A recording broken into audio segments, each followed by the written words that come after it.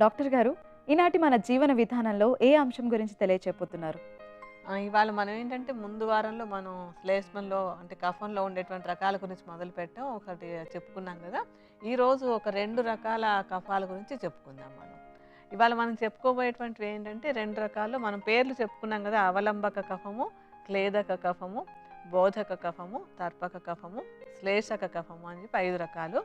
అందులో ఇవాళ మనం చెప్పుకోబోయేటువంటిది ఏమేంటంటే క్లేదక కఫము, తర్వాత బోధక కఫము అని 2 గురించి చెప్పుకుందాం మనం ఇవాళ.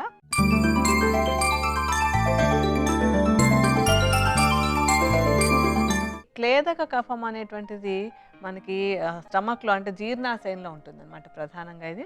జీర్ణాశయంలో ఉండి మన జీర్ణ క్రియ చక్కగా జరగటానికి చాలా చక్కగా తోడ్పడుతూ ఉంటుంది. అంటే ఇప్పుడు మనం తిన్న ఆహారం మనం రకరకాల ఆహార పదార్థాలు తింటూ ఉంటాం. అవి అంటే గట్టిగా ఉండేవి, మెత్తగా ఉండేవి, లేకపోతే ద్రవ రూపంలో ఉండేటువంటివి, కొంచెం తేలికగా అరిగేవి, తేలిక అరగనివి, అలా రకరకాలు తింటూ ఉంటాం. ఈ తిన్నవన్నీ కూడా మనకేంటంటే శరీరంలోకి వెళ్ళిపోయిన తర్వాత అవన్నీ కూడా మెత్తగా అంటే ఒక ఫైన్ పార్టికల్స్ లాగా అయిపోయి ఒక ముద్దలాగా తయారైపోతాయి. అన్ని రకాలు ఏ రకం తిన్నా కూడా ఒక ముద్దలాగా తయారవుతుంది. ఆ ముద్దలాగా తయారవ్వడానికి మనకి ఈ క్లేదక కఫం అనేటువంటిది బాగా తోడ్పడేటువంటిది అనమాట. అంటే క్లేదన అంటేనే కొంచెం తడపడం, తడి వచ్చేలాగా చేయటం అనమాట. ఈ ఆహార పదార్థం తడిగా చక్కగా ముద్దలాగా ఉంటేనే మనకి అరుగుదల అది కూడా బాగుంటుంది. అలాగే ఇంకొకటి ఏంటంటే ఈ క్లేదక కఫం చేసేటువంటి పని మనకి జీర్ణాశయానికి లోపల ఉండేటువంటి లేయర్‌లో అక్కడ ఉండేటువంటి దానికి ఒక ప్రొటెక్షన్, ఒక రక్షక కవచంలాగా ఉంటుంది. లేకపోతే ఏమవుతుందంటే మనకి జీర్ణ మండలంలో కొన్ని కొన్ని ఆమ్లాలు అంటే యాసిడ్స్ అవి విడుదలవుతూ ఉంటాయి.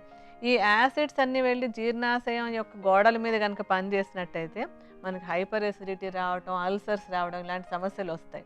అలాంటివి జరగకుండా అంటే జీర్ణాశయపు గోడల మీద ఇందులో ఉండేటువంటి యాసిడ్స్ వెళ్ళి ఒక చెడ్డ పని ఏమి చేయకుండా ఉండడానికి మధ్యలో ఒక రక్షక కవచంలాగా ఈ క్లేదక కఫం మనకి బాగా తోడ్పడుతూ ఉంటుంది. అంటే ఇది ఇది సరిగా ఉన్నంతసేపు మనకి ఎసిడిటీ ప్రాబ్లమ్స్ కానీ, కడుపులో అల్సర్స్ కానీ అలాంటివి ఏమీ రాకుండా చక్కగా జీర్ణం జరుగుతుందనమాట.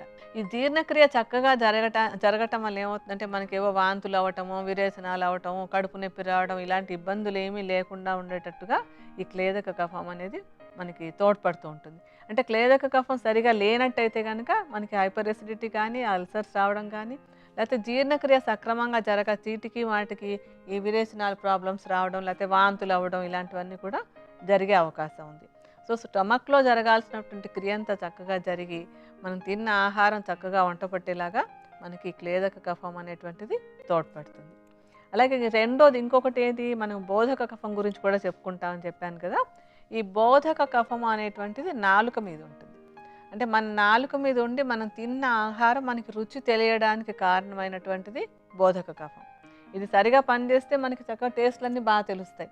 ఇది కానీ సరిగా పని చేయలేదనుకోండి, నోటికి రుచి తెలియట్లేదని మనం కూడా చెప్పుకుంటూ ఉంటాం కదా కొన్ని కొన్ని సార్లు. ఈ రుచి తెలియకపోవటం అనేటువంటి సమస్య మనకి బోధక కఫం సరిగా పని చేయనట్టయితే వస్తూ ఉంటుంది. అలాగే మనం తిన్న ఆహారము మన నోట్లోనే జీర్ణక్రియ మొదలవుతూ ఉంటుంది. ఎందుకని మన నాలుక మీద ఒక లాలాజలం అనేటువంటిది ఊరుతూ ఉంటుంది. ఈ లాలాజలం ఊరి మనం తిన్న ఆహారం మనం నములుతూ ఉన్నప్పుడు, ఆ నమిలినప్పుడు ఈ లాలాజలం కూడా కలిసి దాన్ని సాఫ్ట్‌గా చేసి మన గొంతులోంచి వెళ్ళడానికి తోడ్పడుతుంది. లేకపోతే గట్టి గట్టి ముక్కలు అవన్నీ మనం మింగలేం. ఎందుకు మింగలేమంటే ఇదంతా పాసేజ్ అంతా చాలా మృదువుగా ఉండేటువంటి పాసేజ్. ఆ మృదువుగా ఉండే పాసేజ్‌లోకి వెళ్ళాలంటే అది చక్కగా మెత్తగా సాఫ్ట్‌గా తయారై దిగాలి. అలా అవ్వడానికి కూడా మనకి నోట్లో ఉండేటువంటి బోధక కఫం తోడ్పడుతుందనమాట. అంటే నోట్లో జీర్ణక్రియ మొదలవ్వడానికి, నాలుక మీద రుచి తెలియడానికి, తిన్నది అక్కడే జీర్ణక్రియ మొదలయ్యి అంటే నెమ్మదిగా లోపలికి పాస్ అయిపోవడానికి కూడా మనకిది కారణం అవుతుంటుంది.